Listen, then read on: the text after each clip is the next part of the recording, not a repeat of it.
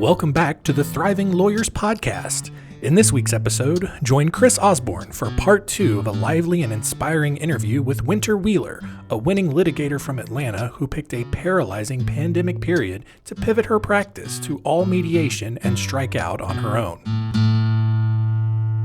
And there's ways to express a concern without making you Correct. feel like crap for even having an ambition and trying. Correct. You don't Right. have to like squish you to say, we're a little worried about your caseload or your hours or something. Can we talk about this so we have a realistic conversation? There's ways to do that and at least leave you feeling some dignity and support Right. for having an ambition. Right. And so luckily I am who I am. It did not deter me. It in fact did the opposite. I was can like, only imagine. Yes, you can only imagine. I went. Tell me I can. I finished that conversation. I was very polite to her.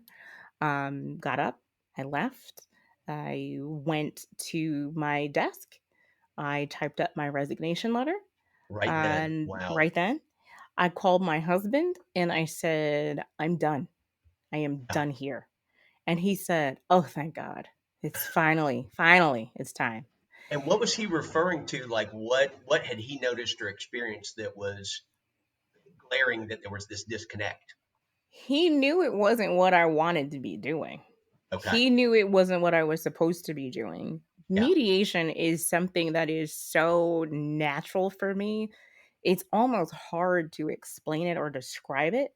It's just like this innate talent that I have. I mean, people are born with all kinds of things, and I have a talent for having really difficult conversations with people, and I'm cool with it. Like I can say anything can come out of my mouth, and I do not flinch. Right. Well, and you've also got what I've done. One of my trainings that I've done several times is adopting a mediation mindset.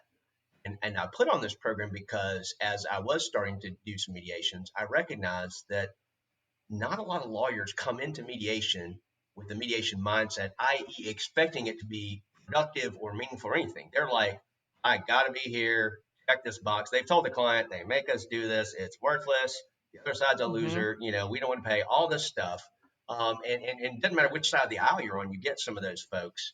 Yes. And I remember in my mediation training, when I first got that training, I remember realizing that I had train wrecked or at least complicated every mediation I had done as an advocate because I didn't have that mindset, because I was so, I'm going to show them how strong I am and we're going to pound them and all this. And I was, pissed off for, 30 minutes from which they had to come down, be able to have the kind of conversation we're going to have that day.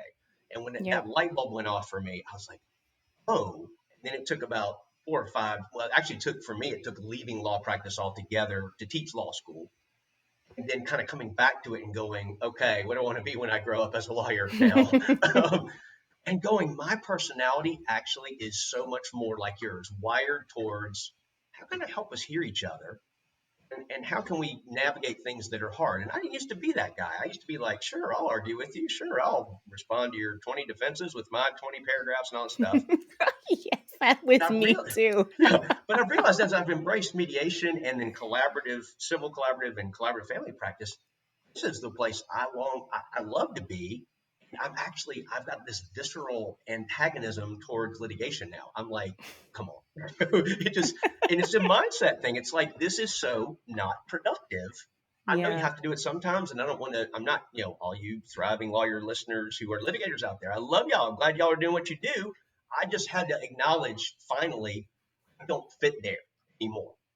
And it's not because I can't do it. I can still do it fine. It doesn't grab me. I think I've got better skills, like you're saying. I'm better deployed in this space as a Absolutely. And my husband knew that too. I mean, we've been married for a long time. He definitely was. He's funny though. So once I left the law firm, I said that I retired. I always tell people I've retired. Because everybody wants a mediator who's retired, right? I'm like, well, I don't litigate, so I'm retired. And he's like, had you taken certification training or anything at that point? No. Still? No, No, this is I mean, still I quit. Listen, when I tell you I'm like a jumper, I quit my job. wow. Um, I gave it wasn't even 2 weeks notice. I think this conversation happened on a Tuesday, and I was like, that's good enough. We're Okay, gonna go out to this whatever Friday it was. I think it was a payday, so it made sense. okay. Um, And how much time passed between the John Miles conversation and the community partner conversation? Was that like real together, or did any time between I mean, those? it was probably a month, Okay, maybe less. so still all fresh. It's not like you Very have this waiting fresh. caseload. You're like, I got to get out of here. I now know what I want, and I've done my time enough in the Yeah. trenches. Okay, Yeah. Listen, when I tell you like John Miles, and I don't want to like talk about him a ton, but it's when all I right. tell you this man, I mean, vision beyond vision. He is amazing, and he saw all of this in me Yeah, already, which is and huge. But that's huge to have yeah, somebody see that and hmm see how it resonates with you and see that yeah you've got the skills for this. You just need to meet the right people, get the right opportunities, and they're in a position to help you that. exactly, Yeah, exactly, what a gift. exactly. And so, and of course, that was helping with the confidence level when I had that conversation with the partner, Yeah, and I was just like, listen, I the master at this. yes. Has said He I has think you might have it. You can do this. Yeah. right. He was like he Thank goodness you agreed. had that voice. Thank goodness Yes. you had that belief. I mean, another takeaway for our listeners is power of somebody just believing in you. Sometimes it's as formal as a mentorship or a sponsorship kind of role. It can't be underestimated. Very Real quick true. story. I worked in a small insurance defense firm. I got an opportunity to clerk for a federal judge, a federal magistrate judge at an odd time. It worked perfectly for me. It was great timing. And then I did that for a couple of years and realized, okay, I want to get back to practice. And I went to a very small law firm. And was not a fit and I did not realize it. I was sort of frog in a boiling pot of water. There were some Ooh, disconnects there that I couldn't put my name on. It's not like anybody screamed at me and beat me when I came in the door. It wasn't anything bad like that, but it was just not supportive and it was kind of deflating in a way I didn't even know. And yeah. so they eventually let me go. And my response at first was Mm. like, "Excuse me, have you seen my pedigree? Do you know where I went to law school and what I'm doing? And you're letting me go? What the?" I was not Right. happy. And I was also like, "This is bizarro world. This is not something I was prepared for." I felt shame, all this stuff. I ended up landing at a different law firm, one that I had actually interviewed for at the same time as I had interviewed this small firm, but I thought the smaller firm would be a little bit better, path to partnership. But I really liked the people in the medium-sized law firm. Well, they gave me a job, and anyway, I went to work for a mentor, a great lawyer named Ron McNeil. But his it was like I went to work for the exact doppelganger of who I had been working for, somebody who Mm-hmm. was critical and negative and looking for the flaw and the mistake most of the time. It's a good legal skill, but it's not a great management skill. Right. I went to work for this guy who would say, he'd say, "I was thinking about you this weekend when I was mowing my lawn, and I'm so glad you're here." And Aw. I'm like, really? You're like, wait a minute, did you just say I can do that? this? I'm 28. I'm like, I can. Maybe I'm 30. I'm 30 by that point. I'm like, I can do this because I was starting to think I couldn't because everything was just critical. Right. But so the value of somebody, and yeah, you can do this. You need some shaping. I'll shape you, or I'll give you what you need. It cannot be underestimated. It makes the entire difference. Yeah, definitely. It was like his not even like, it was his stamp of approval. Yeah, it gave you And something. You gave you ability to believe, so that when somebody else comes no, along with no, no, some no, no, no, negative, no, no, no, no, no. uh, I knew. you knew I already. knew. Okay, I but then you knew. had the confirmation. Got it. I had the confirmation that he was going to be behind me. Yes, that's it. That That's was it. what I needed. Yes. I was so used to having the negativity that when he was positive and he saw me, Yeah. I gravitated Okay. I see. toward it, So right? take us then through because you said at one point it was also a difficult decision. It It was, was. and this is November of 19, and then Mhm. so you're about to emerge on the scene as a mediator, and the daggum pandemic hits and the world Mhm. shuts down. How did that feel? If you don't mind sharing. That is when I fell apart. Um, there were so many things going on. My husband is a professional musician. Oh, wow. He's with a popular local band. They actually play all over the country, but that of course requires him to be out of our house and in public. Yeah. So he suddenly went from being booked 3 4 days a week Oh, no. to zero. Oh, my gosh. Because Um, there's no live events at all. no live events. And so when we Oh, were making the decisions about what I was going to do, I was giving up my very large income. We were just going to rely on him. oh, no. Oh, You what know, a double whammy. and exactly. So thank God. I mean, he's very successful. He has actually he's still been able to work, clearly not nearly as much. Sure. Um, but that was very helpful while I was having my breakdown. And what's the name of the band, real quick? You got to put a plug in for the band. Who are they, and where can we find their They music? are called, yeah, they are called Electric Avenue. They are an 80s cover band. Oh, I love They're it. amazing. They are the best 80s cover band Yeah, in, at least in the Southeast. They play all over the country. I I mean, love it. Named after the Eddie, was it Eddie Grant song? I We're think gonna so. rock I don't really on to remember the 80s, Electric but I think Avenue, so. and then we'll take it higher. Sorry, I Yes, should not be yes, singing. you're a good singer. I don't Um know about that. better than me, I'll tell Oh, you.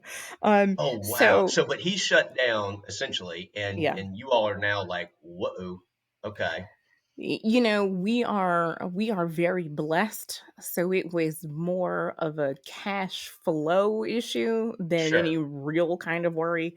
okay. I don't, at no point was I ever really afraid.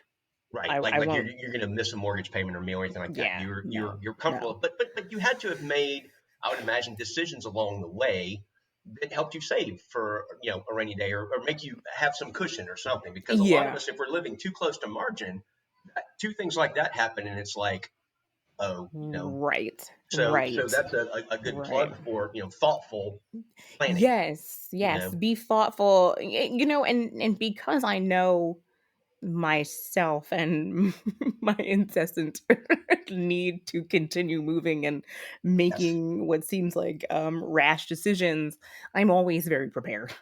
yeah, Just in case this one doesn't work this time, I'm ready for it. So we were fine. I don't want to overemphasize what happened to us because a lot of people really right, suffered. right. I get it. Yeah, so It's okay to own out that of it was. respect for them, And it's okay to own that it was destabilizing. It was like, the it was ground's kind of out from under you, crazy. like, wait a minute, Yeah. what does the future look like? And you got little mouths to feed. It's not just you and him. It's like, Right, right. 3 kids in private school, I mean, it was crazy, and trying to keep their lives as which was almost impossible, or not almost, it was impossible, but trying to keep their lives as stable as possible. yeah, They're home, they're learning with me. I'm a terrible yes, teacher. So things were just crazy. And so we wanted everything around them to seem completely normal, like nothing had changed. There were no gaps in anything, there were no hiccups. Everybody still got to do everything they were always doing. yeah, Um, that was really important to us. I mean, we sure. are obsessed with our children. I know everybody is, but obsessed with our kids. But it was super important. Oh yeah. And You're it, you're navigating through a global crisis. It's not just like, yeah, oh, there's been some challenges in the world. It's literally everything that they know and are familiar with has been kind of yanked away or twisted or exactly, changed. No matter, exactly. whether you have resources or not, still for them, for a child's mindset, it's like, people are talking about death, people are talking about disease, people are talking about we can't go outside at all. I Right, mean, right. that is scary stuff. So Yeah, I and love they how had you all are no. engaging. You're trying to guide them through this Mhm. and even figure out what's appropriate at what stage to tell them. I mean, it's my wife Yeah, is yeah. a adolescent and child counselor, so Oh, she okay. works in that and is out into that. There's so many people that are trying to help their kids, recover from this and adjust to, a new normal, a new, way of life. So I hear you. Mhm. Yeah. Mhm. And so, I very quickly realized I need to have my own breakdown. I knew I did need to have it. Yeah. Um, but I got up pretty quickly. I gave Okay. myself a couple weeks and I was like, you just have to figure it out. Yeah. I've always been resourceful. I've always figured things out, and this was just another thing I had to figure out. And I just went as hard as I possibly could. I had to immediately reconsider absolutely every item on my business plan, every plan of attack that I had. Right. Everything was different. Right. And I thankfully have some kind of weird natural marketing ability. Thank God. And I was able to pull it off. So I mean, the pandemic, and I hate saying this too, but the pandemic was amazing for me. It was an Right, and talk amazing about a little bit time. about the book that you were involved with, the networked book, and the powerful. It was ladies from lots of different professions, right? It wasn't just Yes. lawyers, but who No, came together. it's It was all all people in the lawyers. law. It's Okay, yes, it's okay, 20 women lawyers. okay. There are up to 50 of us in this networking group. At any given point, there's a different number of women in it. Yeah, And 20 of us decided to write a book. So it's an unbelievable. anthology. Each one of us wrote a chapter, and it's about what we did during the pandemic to continue business growth. And so it kind of covers that period from March 2020 through maybe August, Okay, September. So it's a relatively brief time period, but so much happens. right. And y'all got it Um, written fairly fast. I mean, it we was did. published and We out did. there, and kind of then you're all out there networking and promoting together, which Yes, is also you're what I love is you're demonstrating the principles as you do it. It's like do absolutely. as we do, not just as we wrote about theoretically. So what was your focus from your chapter? What was your kind of main takeaway that you tried to leave people with about your piece of the journey? Ultimately, what I try to impart upon everyone is to believe in yourself, Okay. to have internal fortitude. Yeah. Don't look outside of yourself. In my and it's funny when I go back and I read it, how different my life was at the time that I wrote it Sure. from November, but now how different my life is from when I wrote it. Yeah. It's amazing. That trajectory has just continued. And I met these women who were doing just amazing things, working hard, giving me new ideas, believing in me, supporting me, just providing me with feedback, any advice that I needed. And I mean, invaluable, invaluable. Basically, you had this community of, it sounds like, tell me if I'm getting it right, but like trust and Hmm. commitment to sort of, we got each other, whatever comes out Exactly. there. And you're from all different law firms, right? This is We're solo from across practitioners, the people from country. across the Across the country even. country. You're Mhm. connected because you have this purpose. And what I love is this commitment to, to lift each other up, to give feedback, which means sometimes there were some, honest conversations like, you don't just say, yeah, it looks great. Oh my gosh, it's terrible. You want real Oh, we feedback. were It's like, having hey, I very wouldn't do honest that. It was conversations. Yeah, it got a little messy sometimes. But yes, the whole point was we were gonna support each other no matter what. yes. No matter what. And that is why it worked. That is why it worked. And so, um, I had enough people try to tell me no, try to break me down. Yeah. And I can imagine what that feels like if you don't have the type of odd fortitude that I naturally have. Right. No Right. one can tell me no. I Right. know who I am. If there's, any sense of doubt in you when someone says something completely horrible and nasty, you're like, "Oh, it's It'll not just sting. me Yeah. that feels like that. Yeah. I really am struggling or whatever." Yeah. So I have conversations with people all the time who are like, "I'm so excited to talk to you. You seem to be doing really well. You're such a great mediator. You're such this, you're such that. How did you do that?" I wanted to do it. I did Yeah. it. Nothing was going to tell me I couldn't.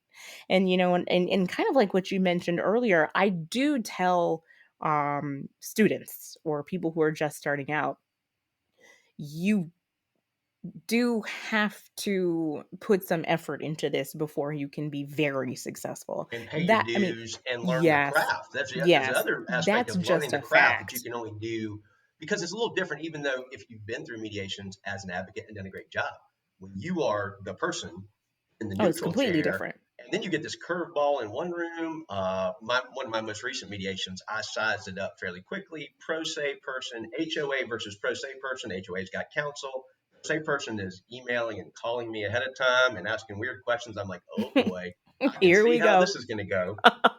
I get in there, and the pro se person brings her dad, who is this kind of helpful, calming force to her because Hmm. she's about to go off the rails multiple times. And he's like, now calm down. He had this lovely British accent that helped too. Like, Oh, I calm love it. down, so and so, what her name was.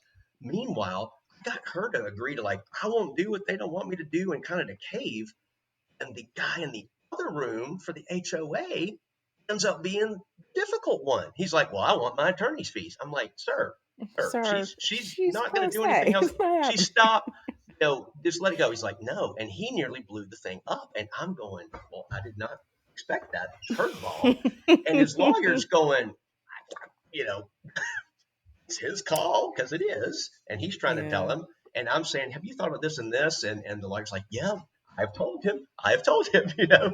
And so I'm singing from the same sheet of music. So when the lawyers, and he nearly torpedoed it. And I was going in the other room to say, we're done. It's an impasse because he wants money.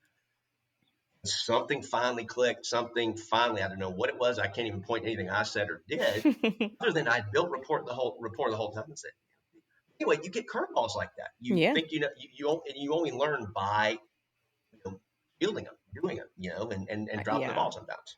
Yeah. Yeah. Yeah, for sure. Um, so I'm very listen, I'm a very honest, blunt person. So Yeah. when I'm trying to give someone who has asked, 'cause I don't just offer unsolicited advice. If Yeah. someone has Out asked, there. Right. I just try to be positive with them. You can Yeah. do anything that you set your mind to. It may take you longer, it may be harder, it may be whatever, but you can do it. Don't listen to anyone who people don't know you. People are and not even they're not necessarily trying to be nasty. People can only give you what they have. So if Right. they view themselves through that particular prism, or they don't feel that confident about themselves, or they struggle with what they think they are able to do, they can't give you more confidence than they have within themselves. So um it just drives me crazy when I hear these young people say, oh, but so and so told me that I'd never be able to do this. Well, forget them, don't talk to That's them right. again. Right. Well, we have a phrase we use sometimes in our workshops. It's, we're often, comparing and judging other people, but it's not usually a fair comparison. Absolutely. And a mantra that I think Michael introduced me to says, don't compare 90% or the 100% really. Maybe let's say you don't know everything about yourself, but 90% of yourself, against the 5%, if that you know of somebody else's life, especially if Absolutely. it's curated and put out there. Look how great I am, blah blah blah. It's like I Absolutely. don't trust that anyway. But would you say, is there any place that you would attribute for giving you that sort of commitment, that self knowledge and ability to be resilient? What would you attribute that to? My If you parents, okay, huge, huge. I mean, as far back as I can remember, my parents told me I could do anything I wanted to do. yeah. They're Except come home without a graduate except degree. come home without a But even that without a was a graduate degree. But even that was a statement that we believe in you. So get on a path doing Yeah. something, Yeah. because we know you can. Yeah. Absolutely. I mean, Don't looking back, I see that. At the time I was like, what is wrong with these people? yeah, exactly. And Didn't then feel good at the time, ultimately, yes. yeah, it didn't feel good at the time. Oh, I had so many things going on, but ultimately, I would not change anything about the path that I've been on. I am exactly where I should be. Things are going perfectly. I hate to say perfectly, but I Well, yeah, I don't ever say I it very could loud, I could because I don't want I perfectly. don't exactly, because I'm like Yeah, I know, something will right? come then. But But I just things are going far better than I even could have imagined um pre-pandemic.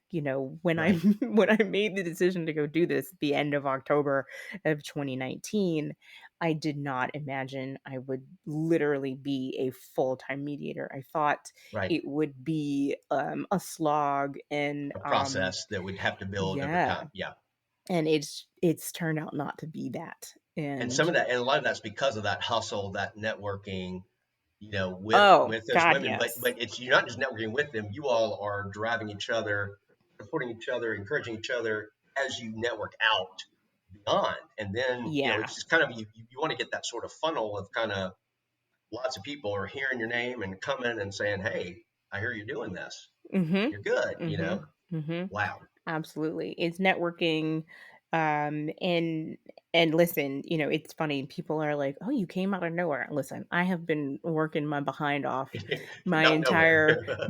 my entire life. Like I have always been putting in more effort than anyone I know. Yeah, So, the 1 hour of my day that people see, I mean, a lot went into it. sure. um, which I don't always recommend for people. So sometimes people are like, "Well, exactly what do you do during the day?" I'm like, "I could tell you, but it would make you sad, and I wouldn't recommend actually doing these things." Um, which is Now, are there things? Yeah. probably a different podcast. Right. Well, and you've been very generous with your time. We got started late. We've gone a little bit late. I would ask, is there anything you could say, share that you do in terms of self care, in terms of keeping that mindset, Mhm. keeping the sort of doubts and things or the haters, whatever it is at bay, and also just, you're a mom, you're an engaged mom. I've seen your kid on when we were on a phone call earlier. And you've been schooling them at home, as a lot of us have been. What do you do to sort of keep sanity and keep focus in the midst of all Oh man, I don't. of Which that? Everybody, don't listen now. Sorry. No, I I'm just kidding. know. And I just gave my second TEDx talk. Okay. And it's really about that. The title, I think they'll stick with this title that I gave them. It's Confessions of a Mom Who Has It All. And Oh, it's really about what my life actually looks like. okay. I don't have work life balance. I'm very honest about that. I Okay. overwork. Okay. It is not healthy. I am often very unhappy. Okay. What keeps me going is the result. I don't know how I have the stamina to do it. I really Yeah. genuinely don't know how that happens. But it's those wins that keep me moving. Okay. But on like your like day-to-day basis, I'm very much mired in all of the crap that I'm doing. It's not Most of it is not fun. Yeah. I'm inundated with more emails and correspondence than I can ever get through. Right. I was looking at emails today, just so happened to be I saw one from like early May that I had just like never read. Like Gosh. just had never read it. So that's so depressing. I don't like listen, I don't really have anything inspirational to say other Yeah. than whatever it is your goal is, what are you willing to sacrifice for it? For Yeah. me, it has been sleep. It has been a lot of the self-care that I should be doing. I Sure. sacrifice all of that. Right. I do meditate, I do work out, but those are Those are some things. Those count.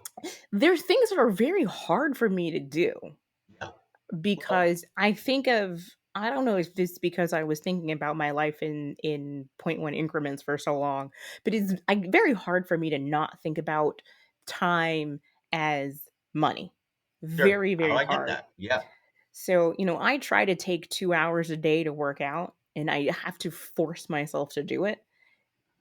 It does Yeah. make me feel a lot better Yeah. afterward, but while it's happening, I'm like, I can't believe I'm doing this for two I know. hours. Oh my God, like, you're gonna suffer later, which is, how I end up not reading my emails. I Right. mean, Right. there's only one of me. Well, that's right. But what I hear in there though is honestly, you give yourself a hard time, but when you say you actually make that time, that is some self care. Even if you might be, reading or listening to something that's going to make you a better Yeah. mediator or a better parent or whatever. Um, we have to multitask sometimes. Look, in that sense, we have to do two things at once. Like I discovered I like cooking. Cooking is a Hmm. relaxing thing, partly because I can make a meal, and get closure on something, which is nice as a Oh, lawyer. yeah. I get closure, That makes and sense. people are happy at the end of it, which is not always the case in mediation or a collaborative case. They're kind of like, okay, I'm relieved, but I really don't want to see you again. But I realized I can listen to a podcast while I'm doing that, and if I need to Right. learn something about how to run my practice, I can listen to that. I can. Those are things I can do at the same time. I'm a recovering awful multitasker, and trying to quit quit even entertain the illusion that I can multitask well. And it's funny because I catch Yes. myself now. I'm like, no, this is not working. I got to be Mhm. dialed into one thing, but it still happens. Um, so yeah, I really liked what I would underscore for our listeners is that commitment to what you're wanting to do and to trying to help make it happen. And yes, you are making sacrifices, and that is one. My partner Mike would say, and I would probably have to agree, but I'm in this category too. Sleep is one thing that suffers. That I don't get Yeah. as much. I actually got a Fitbit to start tracking, sleep. Um, I I needed objective watch. data because I could lie to myself about, oh, I got 7 hours last night. Like, no, you didn't. Like, okay, I didn't. And I can't keep doing this or else I know it'll happen. You're making time for some things. And even the choice, I would say, to align what you're doing with what you're passionate about and you're seeing results at and you're getting affirmation in, that is a rewarding aspect. There's something about that is its own. I mean, I will say this: you have inspired and encouraged me. This was kind of a lift that I needed because I've been sort of Oh. declaring more lately.